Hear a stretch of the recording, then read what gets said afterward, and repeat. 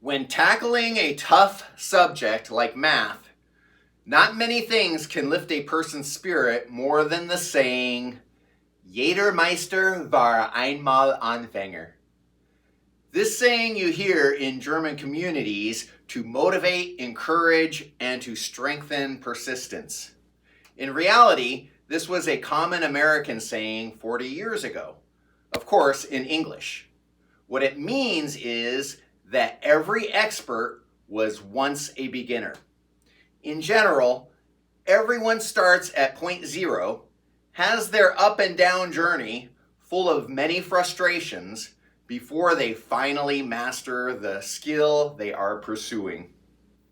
As we go through some ideas to think about today, of course, while you're battling your math problems and struggling through your math class, I want you to keep one thing in mind, and that is your teacher once sat where you are sitting right now.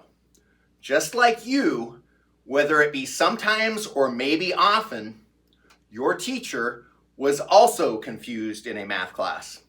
They struggled to keep up and had doubts. The only big difference between you and them is that they made it out to the other side. What was once hard is now easy for them. But the sad thing is that most teachers forget where they came from. In other words, they think they popped out of the womb knowing mathematics. I guess it's easy to forget your roots when your foundation had doubts at first. Some people may think there's no harm in forgetting your tough times, and that could be true if you're not a teacher. A great teacher teaches from experience, and if the teacher has convinced themselves that they were some sort of natural mathematician, well, when that happens, then that's when compassion, flexibility, and creativity that is needed to build a student's clever but struggling mind goes out the window. How can a teacher relate to a struggling student when struggling in math has become foreign to them? Because of this, many teachers have a minimal desire or patience to teach beyond their first explanation. Hence, their teaching becomes one-dimensional. Of course, that's not every teacher, but sadly, the list of ineffective teachers is far too long. And now, more than ever, America needs top-level teachers. Next video is going to be on how to handle homework problems that you get stumped on. But in order to do that, there must be a level of commitment to hang in there. And that's what we're going to talk about today. Welcome to Alien Institute. Okay, to begin with, some beginning math students can accept and even imagine that long ago their teacher was a beginner too. But often those students say, yeah, but some people get to a higher level faster. And hearing that, I respond with, yeah, that's true. But that factor isn't as great as you might think. Take, for instance, having two young kids learning their times tables in December. And one kid learns them in 1 week and the other kid in 2 weeks. By summer, it really doesn't matter that one student took longer. They both are experts in the times tables department. As far as knowing times tables, they are exactly the same. Now, a real-time related model of learning looks something like this, with many ups and downs along with plateaus. But let's simplify the models. Here, of a so-called advanced student in red and an average student in black. Like we said before, the advanced student gets there a little earlier, but over time, they are both at a high level. As we've outlined in other videos, some of these here. Time is the greatest factor that you can leverage. Using time effectively is important, so make it an ally. Now, as far as focusing on other people's performances in math, it's generally not a good idea to compare yourself to others. For one, you usually don't know how much time they're spending on their math, whether they have tutors or if they may be repeating the class. I remember way back when I was in boot camp, trying to figure out why one of the guys in my platoon seemed to have an answer to everything. It was as if he could see the future. It was like he knew what was going to happen before it happened. Making mistakes and getting screamed at was a daily thing for the most of us, except him. Then one day, the secret got out. The word went around the platoon, quietly, like a wildfire. We found out that this boot, we'll call him Jones, we found out that Jones broke his leg a year before and was recycled. So the reason he knew when to zig and zag at the right time was because he had already experienced much of boot camp before he broke his leg. And the second time around, he was redoing what he already knew. Moral of the story: focus on the incredible house you are building. Stone by stone, hour by hour, step by step, and problem by problem. When you're done, your mathematical house will be just as good or better than anyone else's. If you focus on your learning techniques, your intellectual capital will increase exponentially. Just stay persistent and consistent. That is the key to your success. Just to add to the speed learning concept, working on speed and correctness prior to a test can be a good thing. In this video here, I give pointers on how to instantly improve test grades. But when learning, well, that's when speed is not advantageous. Your brain has a tempo unique to yourself, where it's using different and maybe more important details than others. Often the learner who takes more time understands the small details better than someone plowing through the material fast. It's not just about getting the correct answer. Good technique comes from slowly digesting material, which builds a foundation for future difficult problems. So a good idea for learning is to actually slow down your natural tempo so that the mental material you're consuming can sink deep into your brain. Resist the urge to go fast. This can be done by starting your work early. Always center yourself around the fact that your mind path is unique, even though everyone's destination is the same. You will get to that destination, but on your terms. And when you do, you will ultimately be the interesting, creative, and credible mathematician you visualized you could be. And that's something to be proud of. Okay, so what about doubt? Doubt is normal. It often stems from mistakes getting magnified. It's best not to magnify or minimize a mistake. Really, mistakes are teachers that show us how to do something better the next time around. As far as doubt, in a logical way, doubt is a good thing because it means you're pushing your boundaries. And pushing your boundaries makes you a much more interesting person. When it comes to doubt, try using this technique. It's always worked for me.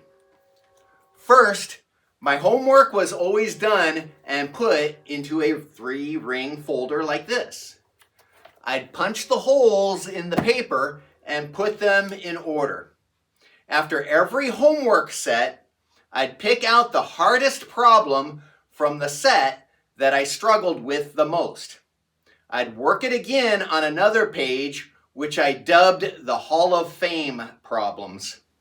Labeled on the page was the book, the section, the page, and the problem number, along with a problem worked out in detail with explanations. Ultimately, the last pages of my folder were the hardest problems from all the sections in the math book. Now comes the confidence builder. Always before starting a new homework set, say from Chapter 5, Section 4, I would relive my problem-solving abilities by rereading and then resolving the hardest problem from the section before the section I'd be doing. It was a great review and reminded me that I have solved tough problems before. Whether I got help or did it another way, I had confidence that I knew how to do it now and that future problems would be met with the same experience. In practice, what better way is there to start your new homework? You start positively with a little spike of dopamine. The other thing that helped me was to assign massive importance to the problem set of the day.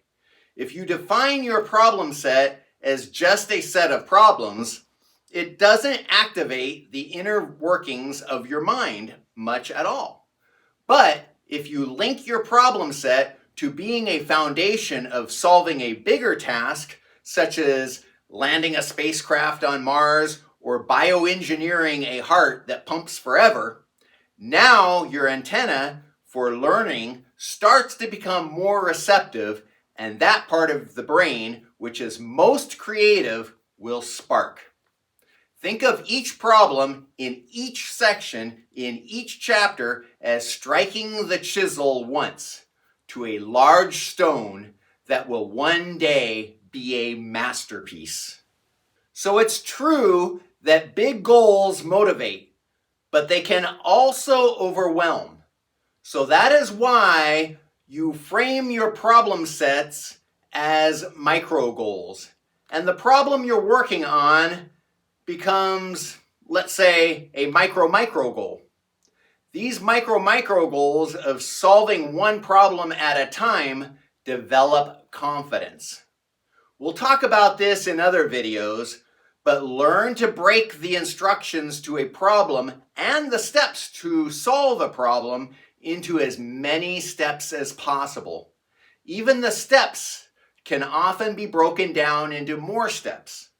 Just like splitting an atom, the process of breaking the steps down to even smaller steps will create massive energy, massive mind energy. Also, write in clear words next to the steps, explanations to each step, and just keep chiseling. Although I often use the saying of hang in there, you're not really hanging. You're not really in danger. Not any kind of danger time can't fix. For instance, if you dropped a class but kept showing up and studying, even if you had to listen outside in the hall, you'd be like a recycled recruit in boot camp. When you keep studying after dropping, you warp and leverage time to your advantage. When you reattempt the class again, provided that you continued learning after dropping, it will seem like the class is moving in slow motion. After that, all you'll think about is how good you are at the math course you once struggled with. That's because you learned not to define failure as an emotional weight. Rather, you made the smart decision to define failure as a data point. Just information that can be used to control time better and refine your skills toward more effective techniques. So, it really doesn't need to be said that math is a brutal part of many endeavors. It just is. But if you fully invest yourself, the world of mathematics can be addictive, exciting, and enlightening. Yes, figuratively, it feels sometimes like your head is swirling around in a washing machine. Once upon a time, a long time ago, one of my students said his head felt like a soccer ball. No matter the analogy, after a while, no matter how many times math punches you in the stomach, no matter how many times it punches you in the face, you know you've become a mathematician when you no longer flinch. You know you're a mathematician when you show off your mathematical scars as a badge of honor. Those invisible scars really are a badge of honor. They are a sign that nothing can stop you. So, always stay firm. No matter how hard it gets, don't give up the big goal. Whether you program computers, you're a future scientist or engineer, or someone who just loves math, make sure you internalize the idea that mathematics is not just a subject, but it is now part of your life, part of who you are, always integrated within your way of thinking. In time, you will surprise yourself. You are stronger than you believe. Keep going. The future is waiting for you. But just remember one thing.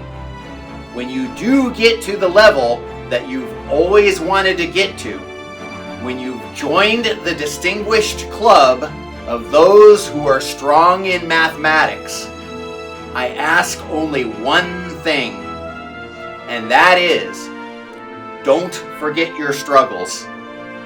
Don't forget where you came from.